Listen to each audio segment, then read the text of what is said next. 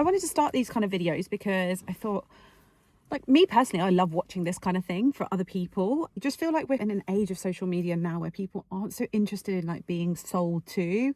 I think a lot of people, a lot of coaches that I watch tend to focus on two types of content, like positioning themselves as experts, sharing their knowledge and their expertise, and converting, just like selling, right? And there's nothing wrong with those two things. You definitely need them to make sales. But also, I think you also need people, like, you need to create content that attracts people through sharing your story and also nurtures them, like sharing the kind of things that you are going through right now. A lot of people don't just buy just because you have something like excellent to say or that you're really expertise at what you do. They buy because they're buying into you. The number of people I've, like, when I've taken onboarding forms, I've said, why are you investing in my services now? Usually it's just something along the lines of her energy. I really love the way that she explains something, or I just feel a connection to her. And if I think about the investments that I've made in the past, they're usually the people that are a bit further along than where I want to be and mirror the life that I want, or like I have in some way, or I can see myself having, whether that's a mum in business or whether that's a certain way that they do things. It's never really, there's a kind of like, it's a given that you're going to be good at what you do, even though the bar to social, like entry on social media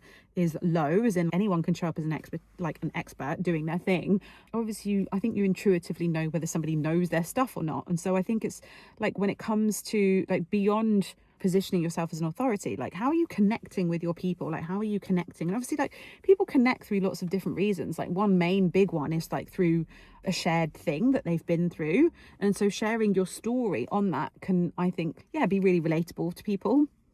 At the moment, I'm working with 4 one-to-one clients, and like, people say, oh, you've got to, like, to be able to scale your business, you need to do group programs, like when you're working, like when you're like spending all of your time doing one-on-one, right?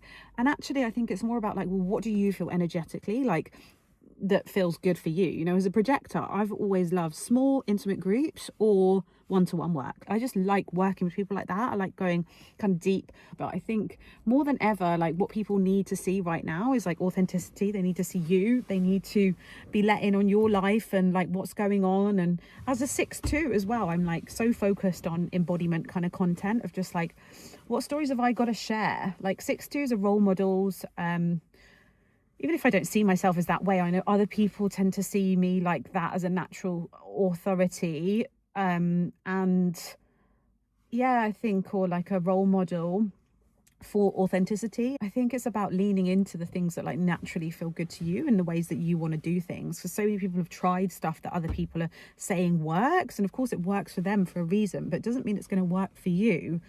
So I think that we're moving into an era of like people just doing things differently in business, like people using more about their human design and their astrology and their energy.